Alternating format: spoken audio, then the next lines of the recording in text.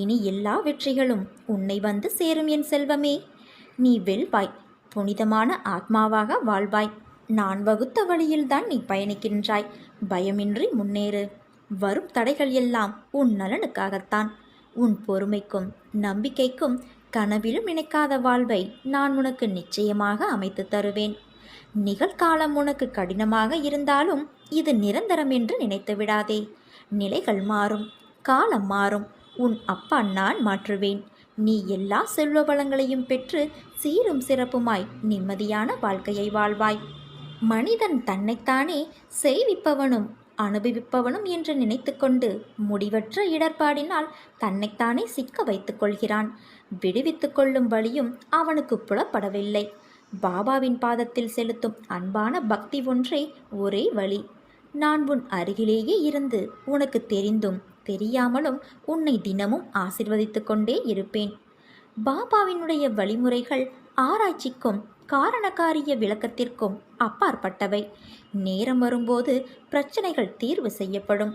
ஆனால் அதுவரை நம்பிக்கையுடன் பொறுமையாக குரு சிஷ்ய உறவுக்கு மதிப்பு கொடுத்து பாபாவிடம் பொறுப்பை ஒப்படைத்து வாழ்ந்தால் மிகச்சிறந்த நன்மை கிடைக்கும் என்பதில் எந்தவித ஐயமும் இல்லை.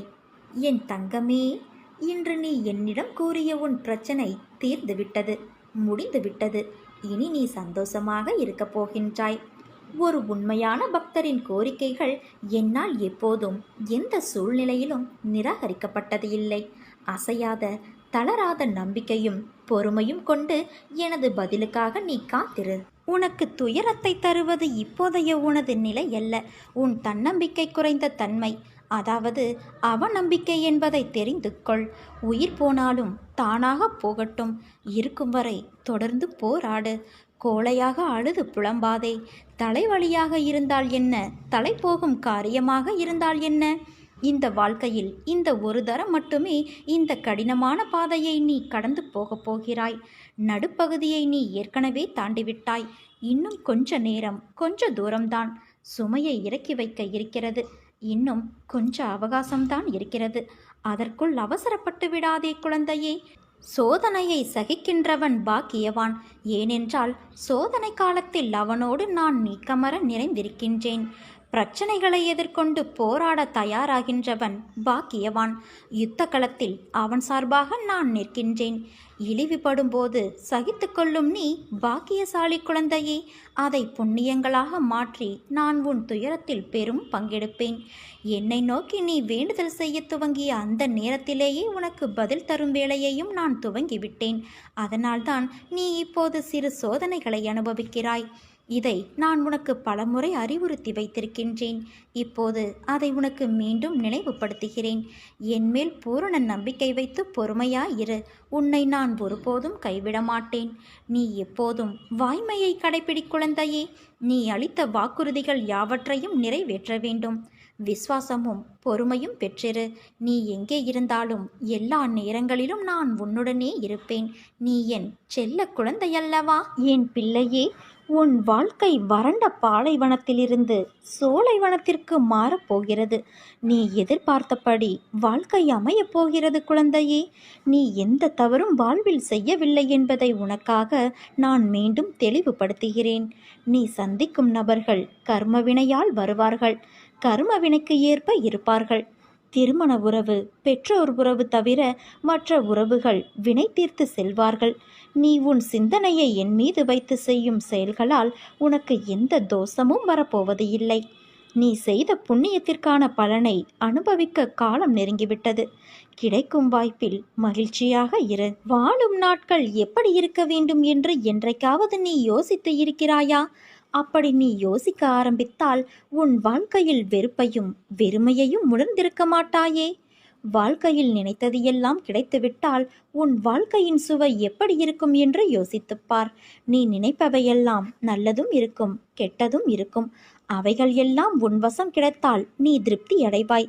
ஆனால் உன்னை சுற்றியுள்ளவர்களுக்கு அது பாதகமாக இருக்கும் என்ற யோசனையே உனக்கு வராது. நீ என்று உன் விருப்பங்கள், கனவு, ஆசை, லட்சியம் என்று வாழ்ந்தால் சுயநலமாய் நீ மட்டும்தான் உன் வாழ்க்கையில் ஒற்றையாக இருப்பாய். ஓசையில்லாத இசை கருவி போல. முதலில் ஏன் இப்படி என்னை படைத்துள்ளீர்கள் என்று என்னிடம் நீ முறையிடுவதை நிறுத்து. உன்னிடம் நிறைய திறமைகள் உள்ளது, ஆனால் அதை செயல்படுத்த தெரியவில்லை. வாழ்க்கையில் உள்ள கஷ்டம் என்ற ஒன்றையே நினைத்து அதில் தேங்கி நின்று முன்னேறாமல் சோம்பேறியாகவும் இருந்தால் வாழ்க்கையில் நீ நின்று கொண்டேதான் இருப்பாய். நேரங்கள், நிமிடங்கள் போய்கொண்டேதான் இருக்கும்.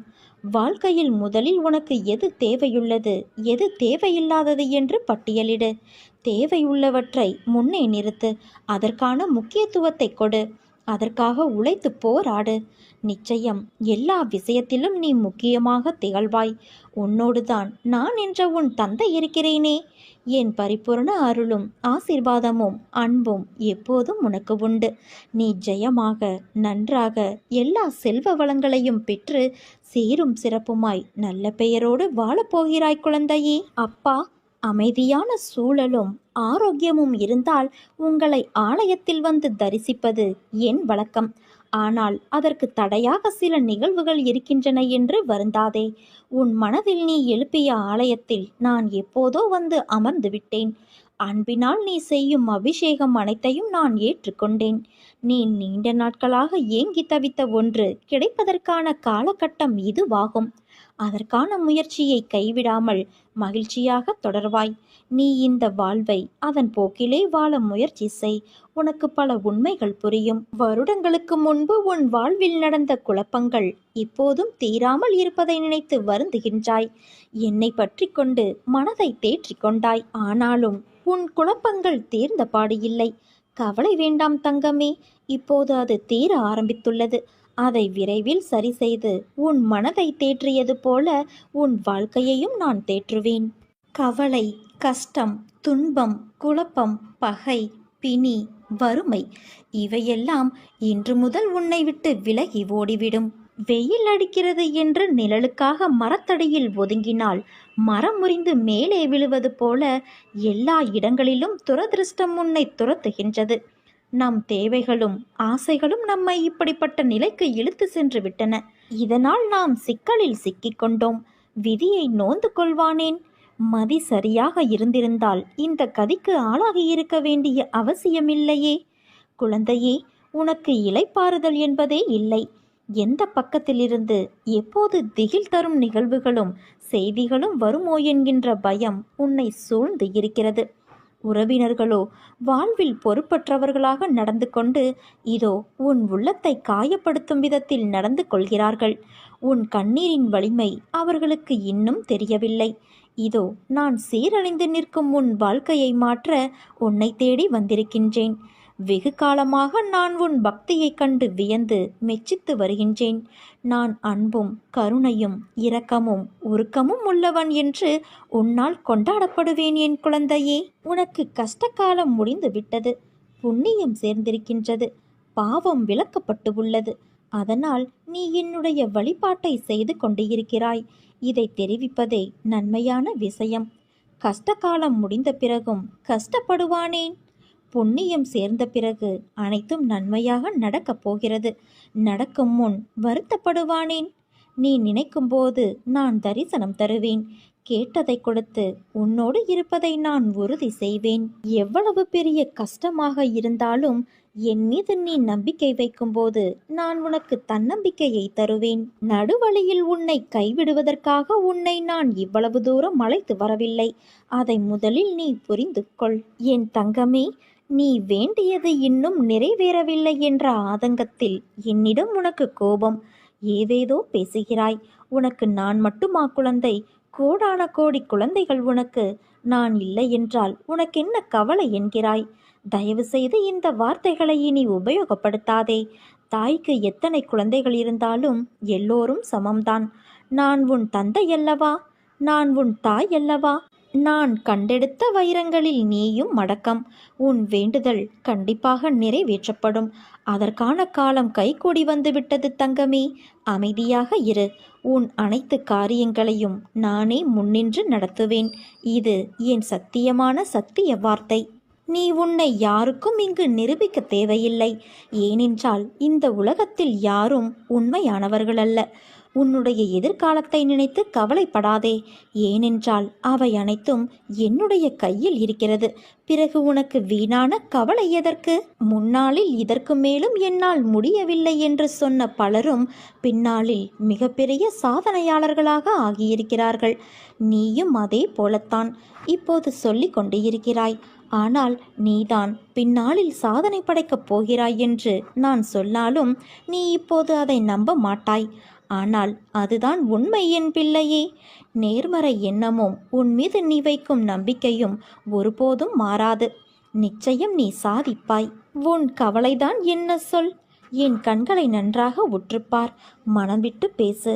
நானும் உன்னோடு பேசுவதை நீ உணர்வாய். நீ பேசாவிட்டாலும் உன் கவலையை நான் அறிவேன். பிறகு ஏன் பேச சொல்கிறீர்கள் அப்பா என்கிறாயா? காரணமில்லாமல் என் நாவிலிருந்து வார்த்தைகள் உதிராது.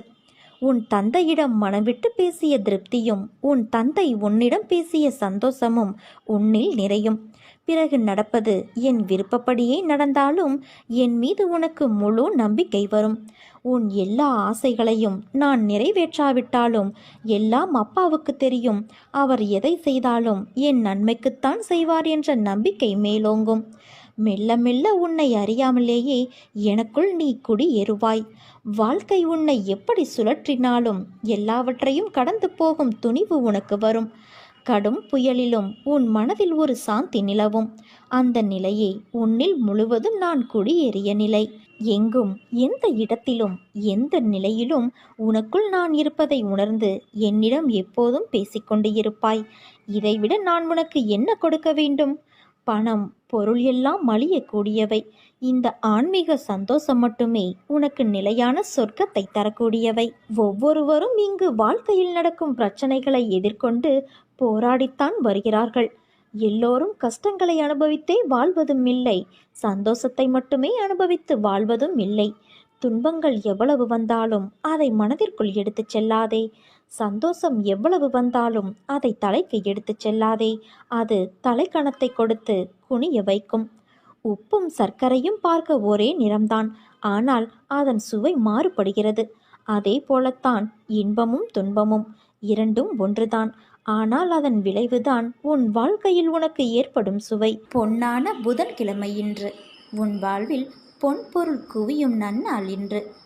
வாழ்க்கையில் நீ செய்த தவறுகள் உனக்கு வழிகளை கொடுத்துள்ளன.